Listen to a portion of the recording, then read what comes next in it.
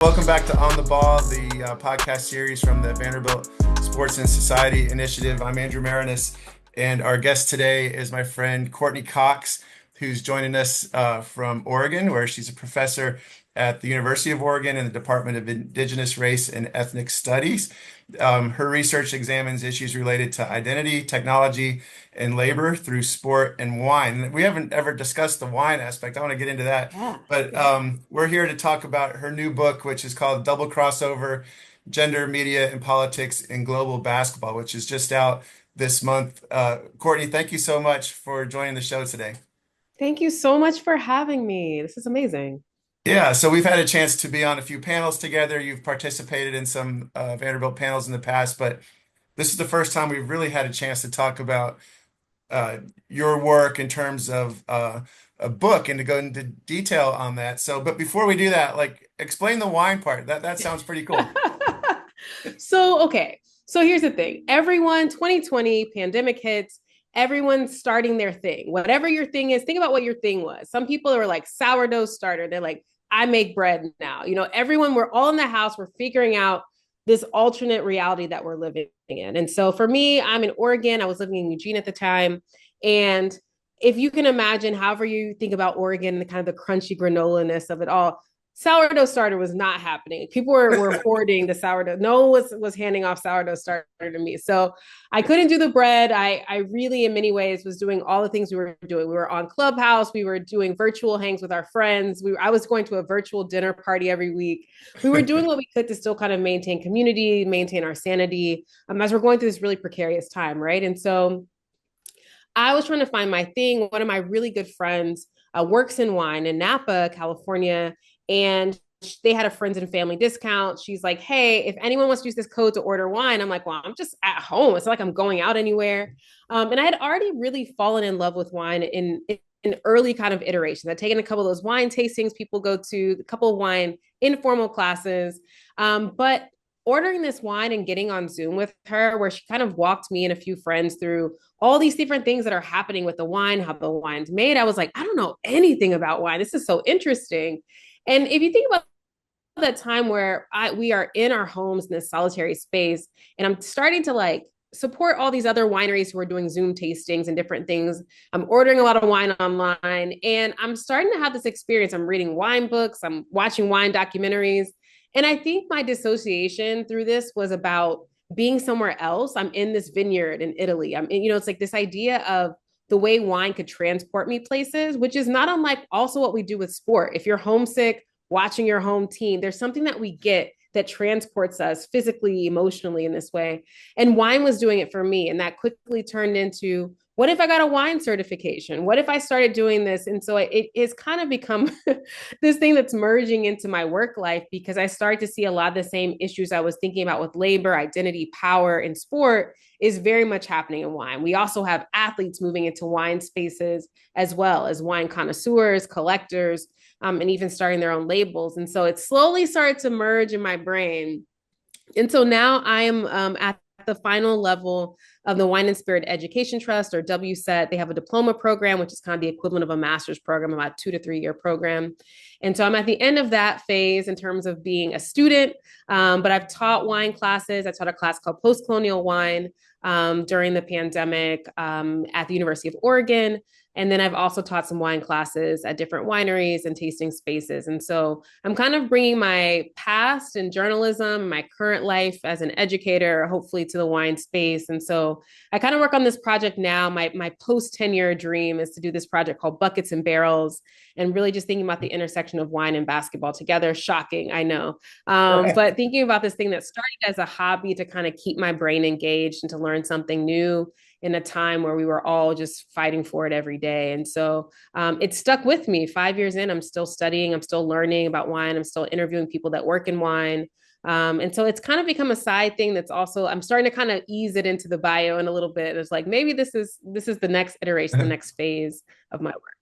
Oh, that's awesome. What a great way to bring together things you love into your professional life. All right, so what's a quick wine recommendation for this time of year, maybe from the what are they? Is it the Willamette Valley there in Oregon? Like, Yes, great pronunciation. Not a lot of people do not pronounce that correctly. You know your stuff. all Yeah, so right, here we make a lot of Pinot Noir, we make a lot of Chardonnay. And I will say, while I love our version in Oregon of Chardonnay over, for example, maybe a more buttery California Chard you don't love Chardonnay or you claim to not love it, you probably haven't the right one. That's my first rec. Try some Oregon Chardonnay.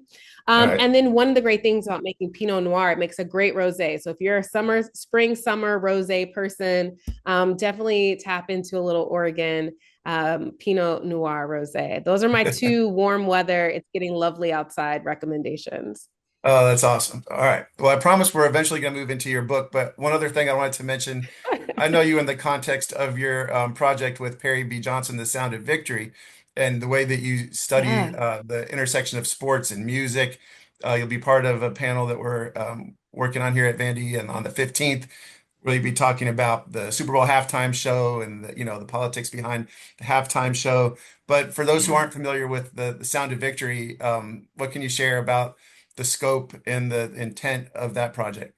Yeah, so that project started for me many moons ago. We're pushing up on 10 years of that with Dr. Perry B. Johnson, as you mentioned, fantastic scholar based out of Los Angeles, who is interested in the same questions of labor and power that I have in sports. She thinks through that through music, but she's also written about sports. She also loves sports. And I grew up a classically trained pianist. So I have a little music, and we started realizing we have a lot in common, and sport and music have a lot to say to each other, along with just sound, the sound of a crowd that's chanting, that's singing together, the sound of the court, the squeaks you hear with basketball, the crack of the bat with baseball. And so we just start to think about where do all these things converge and where the things that feel so every day, so mundane to us, the in arena DJ. What do we need to dig into to learn a little bit more about that? And so this project started again while we were in grad school, and it's continued until now. And it's really been a project that's carried me through these other projects to think about, again, these larger relationships, to encounter like different scholars thinking about some of the same questions, just in a completely different atmosphere or arena. And so we're currently in the process, I should say, of finalizing our edited collection called The Sound of Victory, Music, Sport, and Society. And that collection is with NYU Press, which has a range of musicians, athletes, journalists, scholars writing about what music, sound, and sport mean to them when they're brought into conversation. So it's been really fun to work through all these different modes of writing, all these folks writing really fun, creative work, the typical scholarly work you're thinking about, all being in conversation together. So that's my happy place. It's a podcast, it's a website, it's an Instagram account as well, all called The Sound of Victory. And it's something that really gives me joy, because I think a lot of the goodness, as you know, as you're doing the work yourself, shouldn't live in the academy. There's ways that we should make our work more accessible, and bring all the folks into the conversation. So that project makes my heart warm. Shout out Dr. Johnson, a fantastic, fantastic comrade in all of this, and just a really one of my closest friends as well. So work with your friends, create stuff with your friends. That's my big PSA Work with your today. friends, study sports and wine. Like it doesn't get any better than Yeah. that. Okay. Yeah. So you talk about people that make your heart warm. I was really touched by the dedication in your book to your parents. And, Yeah. oftentimes people don't have a chance to talk about those types of influences when they're, out Mhm. talking about their new book. But tell us about your parents and the influence they had Yeah. on you in becoming the scholar that you are today. Yeah. Yeah. Shout out Ronald and Galen Cox. I'm here today because of them, physically, mentally, emotionally. And so my parents, my dad was my first coach. He coached my soccer team. And if you've ever had a parent coach you, it's very stressful, right? You lose a game and you get the full post-game breakdown in the car going home. My dad's very competitive, but he was really someone that encouraged me in all the things that I wanted to do. My mom as well. I had big dreams. I'm always interested in a new hobby, skill, thing, insert wine. My parents always go on those journeys with me. And so I think they're a huge reason why I felt free to pursue something like broadcast journalism. They've encouraged all of my crazy ventures in that space. My mom was my first editor. My mom is an incredible copy editor, so sharp, Mhm. so precise. And so I think that tandem for me really drives my work.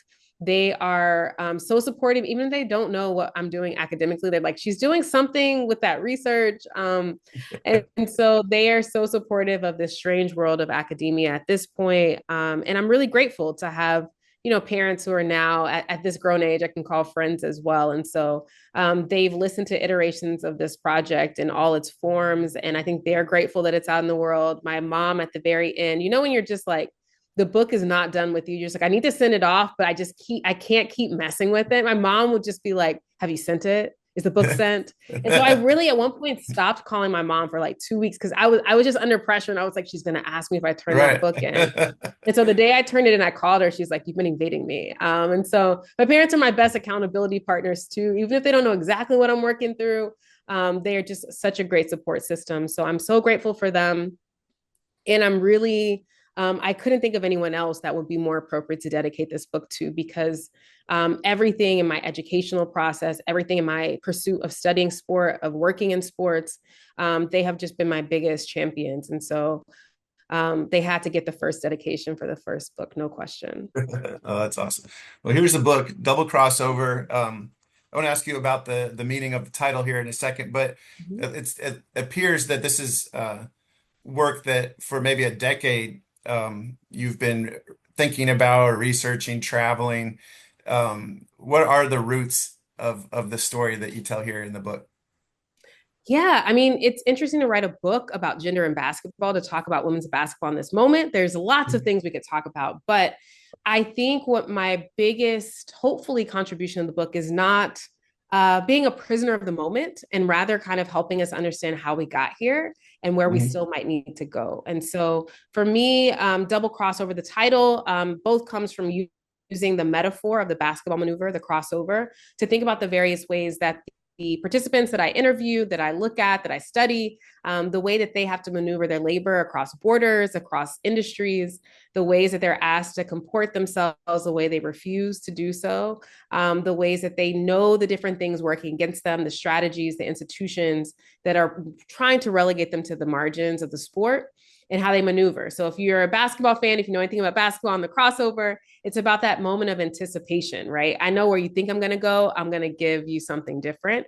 And then if you know anything about the crossover, the double crossover is the hardest thing to really execute within that move, right? So it's the idea of moving one way, moving the other. So I was really following these athletes that are maneuvering their labor to different leagues around the world and thinking about how it's not just me taking my labor overseas. I've interviewed men who play overseas basketball that are from the US. And a lot of them are just going to play overseas and that's it. They don't have to do the same labor of playing in the W, playing overseas, figuring out Athletes Unlimited, doing all these different things. And so I want to think about the difficulty of that, how it changes your life socially, culturally, economically, the decisions you make to go overseas or not. The decision to do the maneuver from college to the pros, even especially under this new kind of NIL transfer portal landscape we live in. And there's just a lot of maneuvering, right? And so I want to honor the skill set. I wanted to theorize about the things that I already saw athletes thinking through and knowing themselves. And I wanted to kind of give it a tight thing. So double crossover, we're crossing over race and gender, we're crossing over borders. There's a lot of work that we have to do to maintain within this sport. That's right. And breaking a lot of ankles, right? That's the Woo! impact of the Yeah, book, right? yeah, yeah, All yeah. right, so the book is divided into four quarters in an overtime period, like a basketball game. And so the Yeah, first quarter, betting on ourselves, the politics and ethics of care in the WNBA Players Association. You talk about the bubble or the wubble, I guess it was, in the documentary that was made during that season, which really gave a behind the scenes look at what the players were going through, the way they were involved in, as you write about, caring for each other, caring for communities, caring for the country, in terms of political yeah, campaigns that were happening.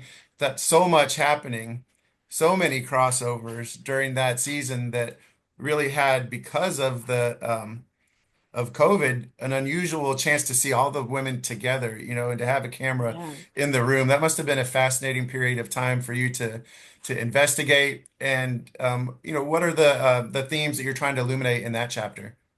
Yeah. So, for full transparency, this is really a project that came out of my dissertation in grad school. And so I was in grad school from 2014 to 2019 and wrote this project about people maneuvering labor. And then, of course, 2020 really upends whatever I thought I was doing with that project. Yeah. And there are pieces of that. There are glimpses. The book is nonlinear. It's taking you forward and backward across time with different folks.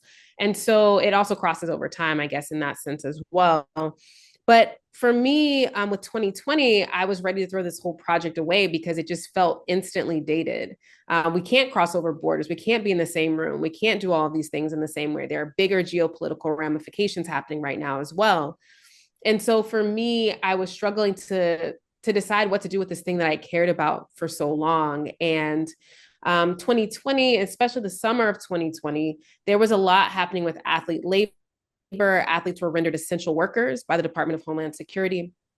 And I was thinking about what all of that meant, who is essential, because we also see a lot of lack of care that's happening in the country at the time, the ways, whether we're thinking about state violence, whether we're thinking about the ways that some of our most precarious folks are not cared for under COVID-19. I was just thinking about care in a particular way. Like it seems like no one cares, or it seems like all we have is each other. Mutual aid is flourishing in this moment because we realize we are the care that we have to provide. We're seeing how people care for first responders in terms of the doctors, the paramedics, the folks that are caring for folks under COVID. We also see how some first responders aren't responding equally. And so one of the things I was thinking about in that time was like, what does sport mean in this time? It felt so frivolous to render athletes essential the way we would doctors or folks running grocery stores, like the servers that are bringing us food. Like there's a certain precarity they have that's different. And so labor became central for how I was thinking through that. And the WNBA and the Players Association had reached a new collective bargaining agreement at the beginning of 2020 before the COVID-19 pandemic really went global.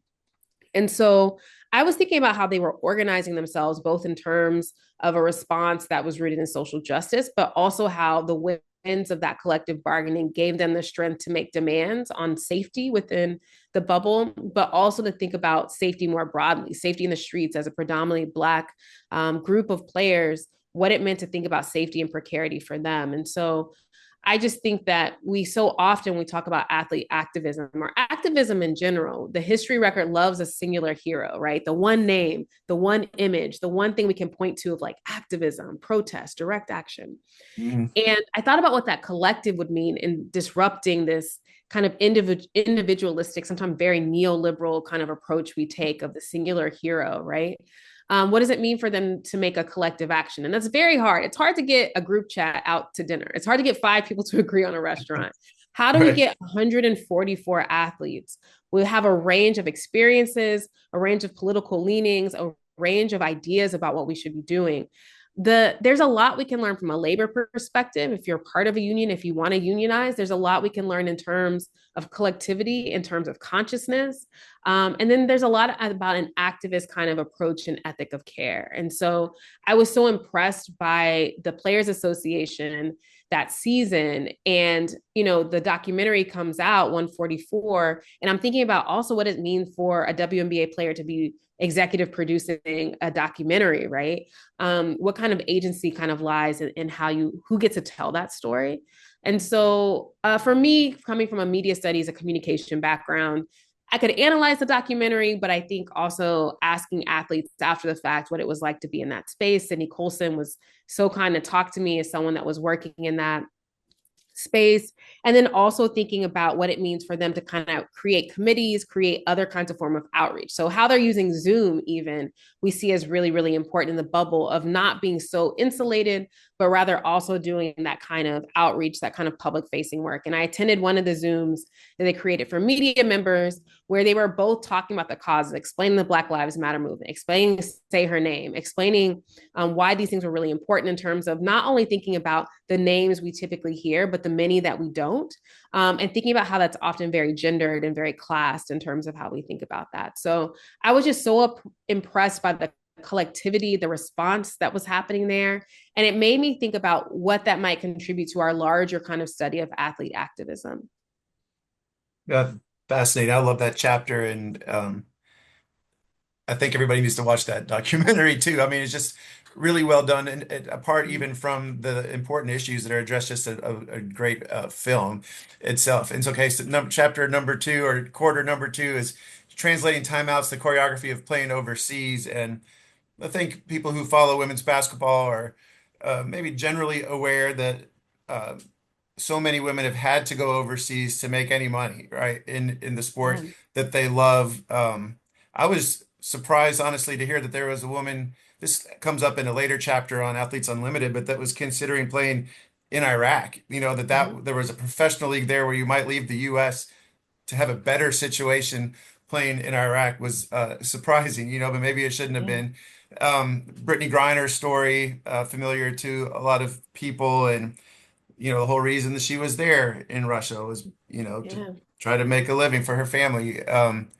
You went to Russia to research this chapter. I'm really curious about what that experience was like for you, and what you learned about what American athletes, especially Black women, face when they arrive in this country that in some ways is promising something that they can't find here, but in other Yeah. ways is missing a lot of the comforts of what they might have here in the US. Yeah.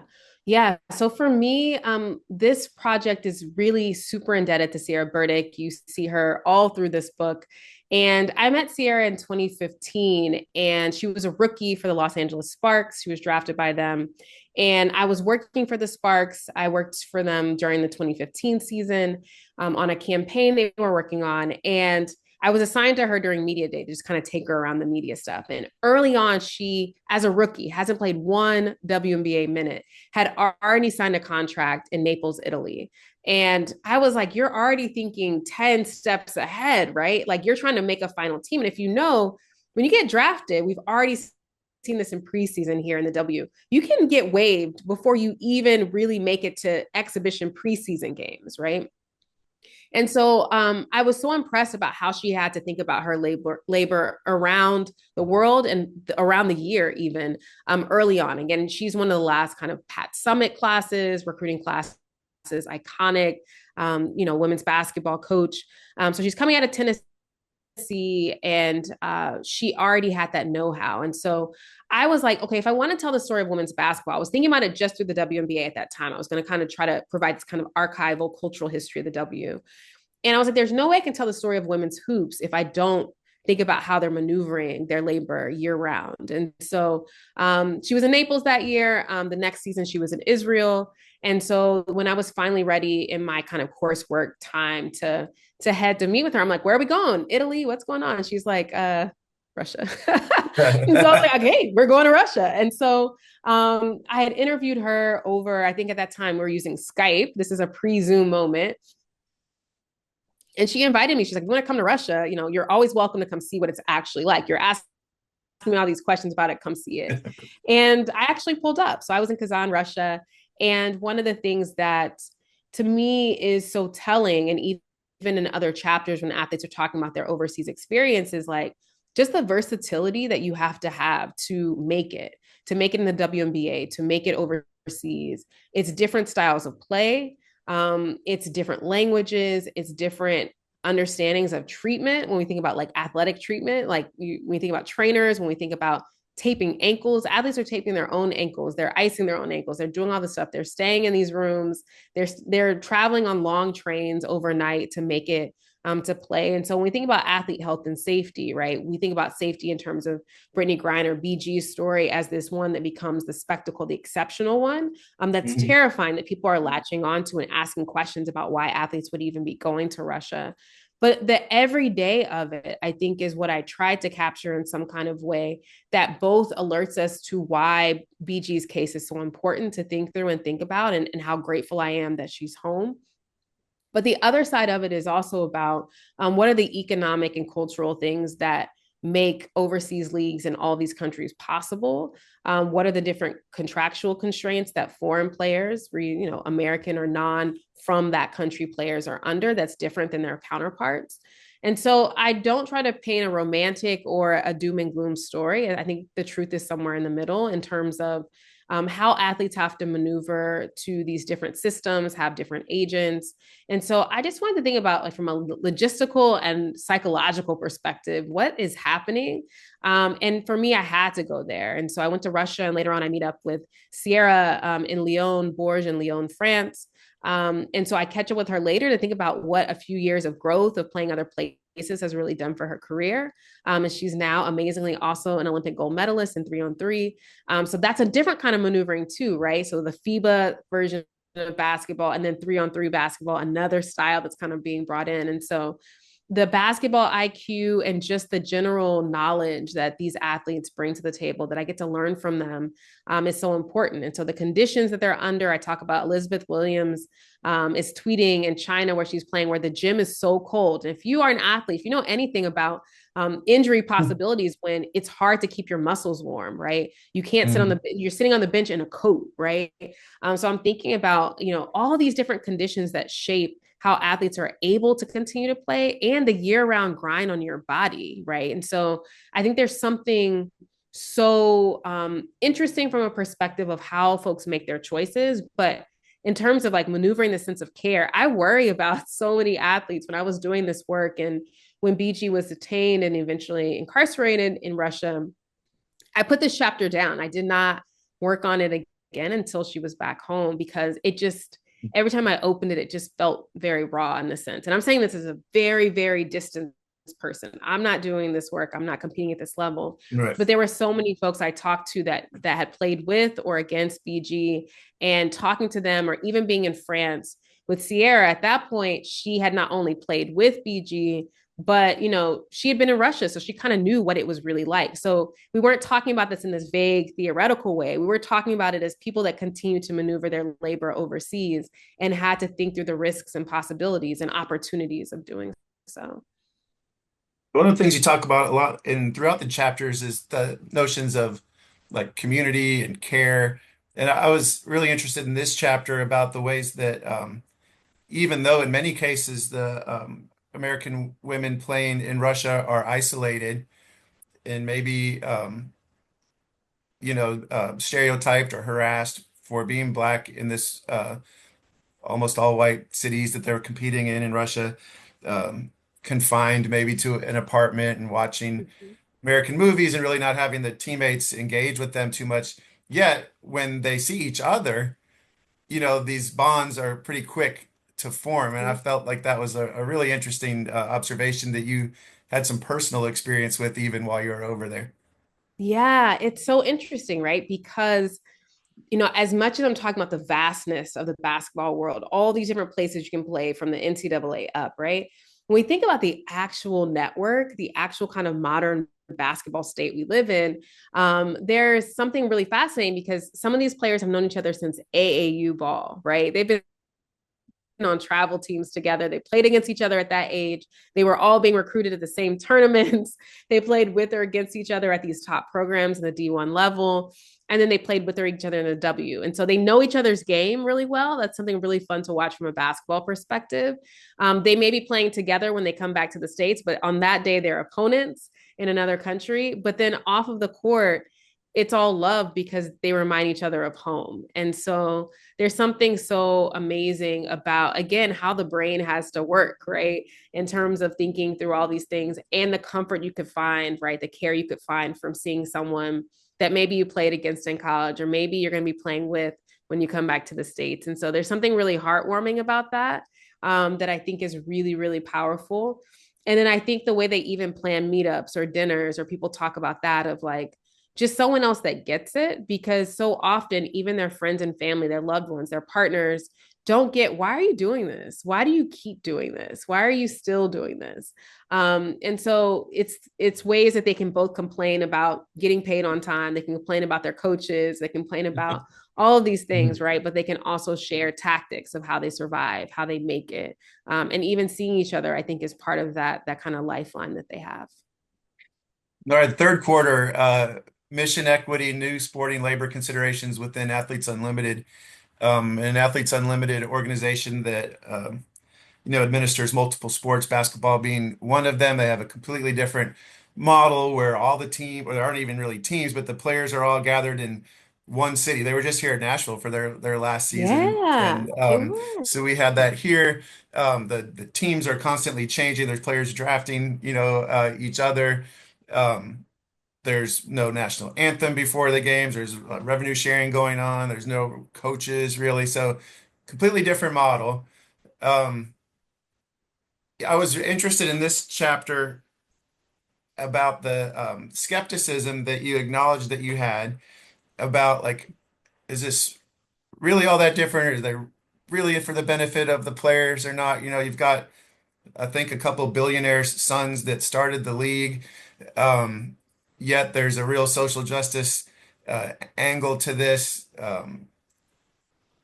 I was skeptical too, like they might say, um, we're cutting back on greenhouse emissions by not traveling from city to city. Well, that could also just mean we don't want to pay for flights and hotels, or um, rather than rent multiple arenas in different cities, we can save money by just playing in one spot. In studying this league, like, where did you come down on? Is this really something that is living up to what it says it wants to be and is good for players and for society, or is it a marketing gimmick? Yeah, so the idea of sustainability, both in terms of how we typically think about it, in terms of climate change, in terms of eco-friendliness, and the Mhm. sustainability in terms of the ability for it to financially sustain itself, I think is kind of at the heart of what I'm hearing in your question. And I think it's a Mhm. really good one. And I think in studying such a newer league, and we can also even think since I wrote that chapter, Unrivaled has come out, and that's a player-driven league that's also thinking about agency in a really important way. I think the decision, what it does for me is think about a new decision that has to be made. This is two new options, Unrivaled and Athletes Unlimited, as spaces that can keep athletes stateside if they choose, for example, but it is also thinking about what benefits could look like, what kind of forms of care a team or a league could have. And so I think that I came in with skepticism because it had the same kind of corporate language we might all be used to seeing, the kinds of ways that as a public benefits kind of focus, they're saying, oh, women's sports are this public benefit. And so Mhm. there's a lot of ways that they're not a nonprofit, right? So profit is still important, to your point. That's interesting, but they're not also fully in that we'll cut back your housing to save money, right? They're thinking about other ways that also aren't cutting back on the experience for athletes. And because we have a group of athletes that happen to be very good, as I mentioned, in making these quick transitions, the person that you played against last week that you almost got in a fight with is your teammate this week, right? Yeah. So there's something about the social aspect. If you watch any of these kind of social reality shows, you will love watching the draft. The draft is on YouTube every week. They've thought through media kind of accessibility, they've thought through broadcasting. A lot of the pitfalls we've seen in other startup leagues, or even some of the things that the WNBA is still figuring out. We had this league roll out that has thought through a lot of it in terms of even parental care, parental leave, things like that. Parental resources, I should say, in general. And so I think what I left with is thinking about what Unrivaled and Athletes Unlimited do. And I focus on Athletes Unlimited, but I'll also throw Unrivaled in because of some of the benefits that they're also affording athletes in their very first season, which is incredible.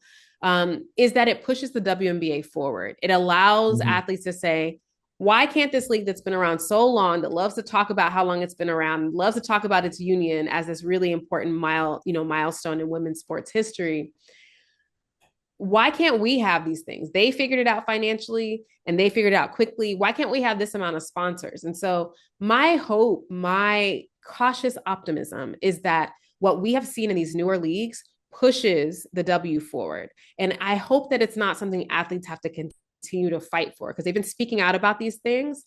And when we see what happens when players are driving, whether it's Athletes Unlimited that's allowing athletes to have a lot more say, or players saying, you know what, forget it, we'll do it ourselves.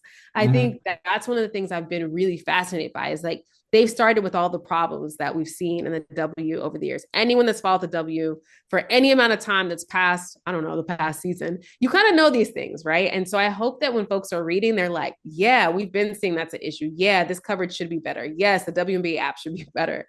That they see promise and hope in these new leagues that are doing it, and it makes the sport better across the board for everyone. That's my most Yeah. optimistic take, is that we see what the possibilities could and should be within this sport and within women's basketball, but hopefully it pushes into all sports. There's stuff that all sports can benefit from by thinking about these models. Yeah, I would agree, and maybe that's having read the chapter. That's why I agree with it because I bought what you were saying. But and I know you don't always want to compare things to men's sports, but I think about the way the American Football League like pushed the NFL or the ABA helped Yeah. change aspects of the NBA. probably see Yes. the same thing here. All right, the fourth quarter, you can't see me moving past misogynoir toward March Madness, and you talk about Angel Reese and Caitlin Clark, Dawn Staley, Kim Mulkey, what amazing personalities in college basketball recently. Yeah. What were you addressing in this final chapter? Yeah, so college basketball, women's college basketball is having such a fantastic moment. We hear the stats all the time about the growth, the proliferation, the names, the household names. There's really fun, person on the street kind of segments happening now where they're like, name five, like men's college basketball players. And people are struggling. There's Right, a superstar issue happening in men's hoops. But then on the women's side, I mean, everyone on the street, they're like, I can name all these people, all these names, right? for And sure. so there's something fun happening on the social and cultural side. But what I tried to do is kind of trace a lineage that is a short history. We have this very short memory of even going back to 2021 and the infamous kind of weight gate situation happening. And Mhm. again, under COVID, we have new ways of seeing because we lose these regionals and they are kind of compressed into a smaller version of the bubble for the men's and women's tournaments in 2021 It was an 2020. Oregon player, wasn't it? A Yes, player at your Sedona own Prince, university. right? Yeah, Lots, yeah, lots to talk about there. But yeah, yeah. for the purpose of this conversation, Right. Sedona Prince is an Oregon women's basketball player who posts the kind of viral TikTok. But what I want to go back to is even before that, we have athletic trainers that have concerns, right? And they start posting online about their concerns, and they're told to take those posts down by their respective universities, right? That women should be grateful for what they have, even if it's 4 yoga mats and some light weights, right? And so I kind of want to trace, everyone might remember Sedona Prince, but I want to trace how this started. So the ways that universities and the NCAA are very complicit, the ways that we have doctors saying, oh, when we made the recommendation for the space, we didn't think that women lifted heavy weights. Like these are things that are being said aloud, right? Right. And we have with that Don Staley's writing letters, we have this larger momentum that I wanted to recover for a moment to talk about the fact that we have this moment in 2020 where everyone discovers racism and they're like, wow, we have to do something about that. And then in 2021, we have this reckoning in terms of gender inequities that we've known has been going on, right? The idea that women couldn't use March Madness as a title. This was for the men. And then March Madness is a very valuable property. Like that term has a lot of weight and financial kind of, oomph to it. And so we have all these bigger questions that this one conversation about weights opens up. That's also about the fact they didn't have the same COVID test. They had less accurate COVID tests in their bubble than the men's, right? So it becomes a thing of who is the NCAA for, which is a question we can absolutely ask about 10 other things. But we also have this moment that's being ushered in with a transfer portal and NIL. And so I want to resurrect those kind of histories that now are already starting to feel so familiar to us. We kind of don't remember how we got to these big stages for women's hoops. To think about all the ways that the game has always been this good and this worthy, it's been constantly held back by the same people that tend to benefit from it. So Mhm. thinking about how expensive misogyny is one piece of this. And then thinking about when we do have these opportunities, the moments, we eventually have this rollout, you see how quickly the game can be taken up. We see what happens when we don't relegate women's hoops to ESPN News, right? When they actually get the front, people tune in to the same channels all the time and they say, Mhm. oh, I'm on ESPN, I'm on ABC. Oh, women's hoops is on. Oh, wait, it's incredible. Wait, it's better than the men's. I mean, we're not here to compare. But this idea that people instantly tap in, it's not this thing that needs to be fed to them. It just needs to be made available. People don't want to work for it. And so I think what I learned is that the short memory people have, it's not about the fact that Caitlin Clark, as incredible as her game is, it's about all the constraints that got loosened in a great moment to really enjoy what the game could become. And at the same time, I hope people take from that chapter the work that still needs to be done across thinking through race and gender, especially together in this space. Um, so I wrote a book for teens on the first U.S. women's Olympic basketball team, which played at the Mm. 76 Olympics in Montreal. And one of the things that struck me in researching that book was the way that, there was no straight line from you mentioned Cinda Barronson in your book, but like James Naismith inventing basketball, women are playing basketball a week later, Barronson's teaching the game a year later. So women have been playing since the very beginning, Yeah. and yet there are these ups and downs in terms of like the acceptance of women playing basketball, opportunities for women to play. It wasn't a straight line, Yeah. as society became more conservative in certain moments, there were a lot of restrictions or teams being ba games banned or teams disbanded. So I was curious, like your thoughts on what seems to be like a real moment for women's basketball right now. At the same time that the three categories of people that you're really writing about in this book are women, black women, non-binary people, all under such threat right now in so many different Yeah. ways in our culture. Like it doesn't seem like there's any guarantee that this moment will grow or will last, despite all of the signs that might say that's possible. What we're seeing in Hmm. the rest of culture would suggest that otherwise. Like, so where do you come down on the future of women's basketball or future of opportunities for these women playing the game at the highest levels? Yeah, it's tough, right? I try to trouble that kind of narrative, especially given that in 2023 there's this massive, celebration of the 50th anniversary of the passage of Title IX. We're also seeing these kind of roving around the Final Four in Dallas, like these anti-trans folks in sport kind of moving billboards, moving. We're also seeing the ways that Angel Reese is treated in her "you can't see me" moment with Caitlyn. Like we have all these markers of where we could be. So statistically, people are like, look at how many people watch, look how many people went to these games, look how expensive the tickets were. And then we also have these moments that kind of bring us down to earth, right? The same goes for 2024. And I talked about being at the regional, going to the Sweet 16 and Elite Eight games here in Portland, where my Texas Longhorns were competing, but also there for research. And we have this idea, if you talk about measuring that line, we have literally a 3-point line on one side of the court that is not matched with the other. And we have this way that, Vic Schaefer says, Texas's head coach says in a press conference, I hate to say it, but this wouldn't happen in the men's game. The idea that the very laying of the court, the very foundational piece we need to play isn't Mm. even correct, right? And so even with all this hype and I'm in this sold out crowd and it's an incredible atmosphere. I was there all weekend and on Sunday when we went to play that Elite 8 game, they're like, line's been off all weekend. So women are playing in this space, non-binary folks are playing in this space, even though the lines are not equal. They seem like they never will be equal. Equality feels so far off, right? And as we have these rollbacks, the Department of Education, all these things, civil rights policies, right? I start by talking in this book, my kind of pregame, my preamble here is really about Cheryl Miller fighting for not only Title IX, but the civil rights policies that are baked into it when we talk about public space and resources.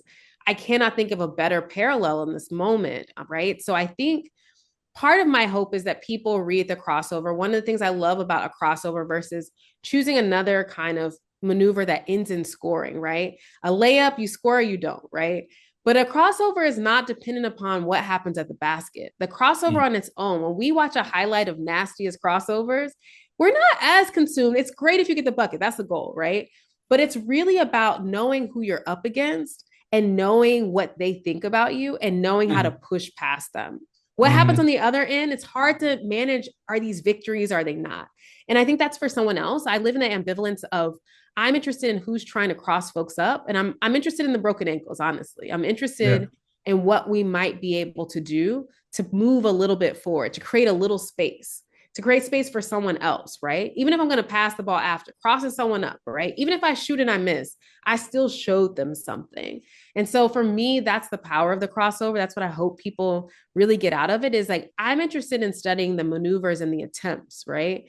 Because I know that's hard enough with everything happening around us in the world. It's hard enough just to get up and try to cross someone up. And so these institutions, these individuals that need to be crossed up, will continue to do that. But we got to learn, we got to watch a little film. And so I hope that my book serves as film study of like, here's what's been done and how it happened. And maybe here's the work we still have ahead of us. Yeah, and in that respect, film study for people, whether they really care about sports or basketball or not, so many relevant messages for anybody. But this time has flown by way over what I promised you it would be. So thank you, Courtney. This is the book Double Crossover. It's out now. For people who are interested in the book or following your work, like what's the best way for them to do that? Yeah, I have a website. I'll have all the kind of interesting tidbits. I'll be posting more about the making of the book and amazing conversations with folks like you at my website, CourtneyMCox.com. I know there's another Courtney Cox out there. I'm CourtneyMCox.com. And you can also find out all the cool stuff about the Sound of Victory at thesoundofvictory.org. And then I'm also on Instagram at Court M Cox. You can come check me out there. I post a lot, mostly about sports, a little bit about wine. I'm always happy to chat with folks in that space as well. All right, Courtney. Well, it's a great book. I encourage everybody to read it. And thank you for investing the time it took to create something like this. And thank you for taking the time to join the show. Best of luck to you. Thank you so much. Thanks for having me.